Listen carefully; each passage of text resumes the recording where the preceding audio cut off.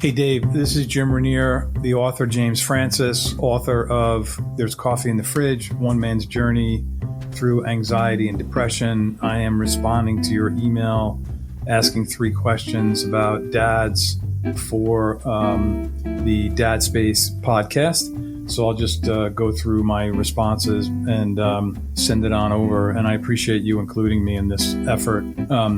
So the first question is, what are some effective ways to manage stress and maintain health as a dad?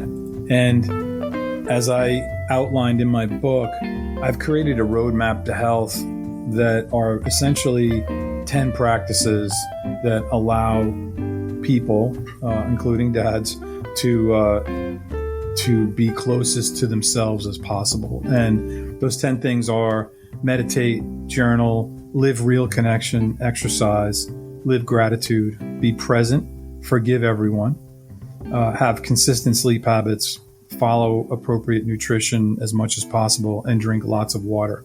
I think the most important thing for dads is to realize that in order to be fully available, fully there, optimal in terms of being a father or a husband or a partner or anything that you want to be in life, is to start with helping yourself. Once you've helped yourself and you are in the right place and following whatever it is you need to do to follow to be healthy, then you can be an optimal dad. I think a lot of dads forsake themselves in order and believe that in forsaking themselves, they're doing the right thing and sacrificing for their children.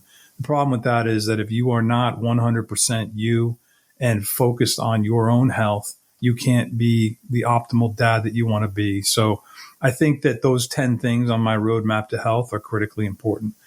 Question number 2, how can I build a strong bond with my kids while also supporting my partner?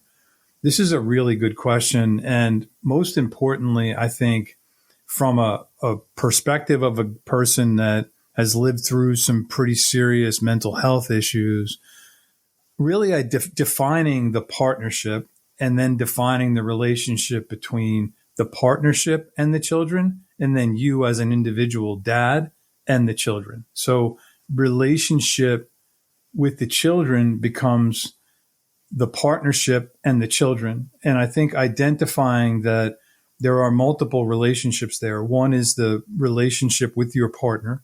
There's the relationship between the partnership and the children. And then there's also the relationship between the dad directly and the children. That is a really important distinction. And helping to build the bond with kids really revolves around those different relationship aspects, because they can all be different. And that connection point is really important. And I think that as children progress and evolve in life, you as a dad will also do the same thing. So that relationship evolution also will occur naturally. And if you're connected with them directly in your own relationship, then that evolution becomes more natural, and really it can blossom into something that you never really imagined. The last question, what practical tips or resources have helped you navigate fatherhood? The most important and the single most important thing, I believe, is direct communication with the kids and really learning how to listen.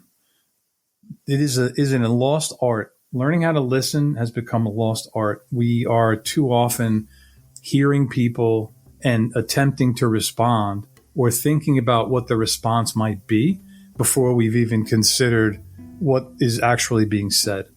So slowing down, taking your time, letting your children communicate with you, and many times not even replying, just saying, I hear you, I see you.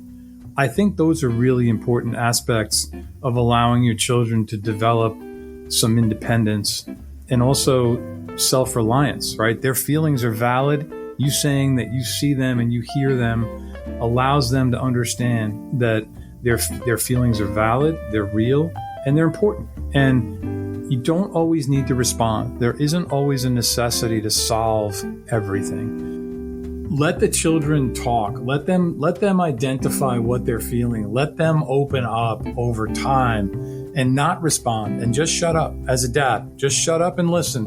And at the end, there's 2 questions. is there more? Is the first question. And the second question is, do you need me to respond? It's really that simple. Obviously, if your kids are really little, this type of an approach is something to start and to practice. And over time, as they get older and more mature, they'll guide you along the way. But I think that allowing them to speak without judgment and allowing them the space to communicate what they're feeling without response is really important. It allows them to start to build the self-reliance I was talking about earlier and start to give them confidence that relationship with you is one of a confidant, and that becomes a more comfortable thing, especially as topics become more difficult to talk about. So that's my advice. I'll stop talking. If you have questions, let me know. But again, I appreciate the opportunity, and I look forward to talking with you soon. Thanks. It's time to rethink men's health. Because it doesn't just affect men, it affects us all. When men are well, the benefits ripple through families and communities. But when men are unwell and unsupported, we all feel it. We're all the real face of men's health. Be part of the solution with Movember.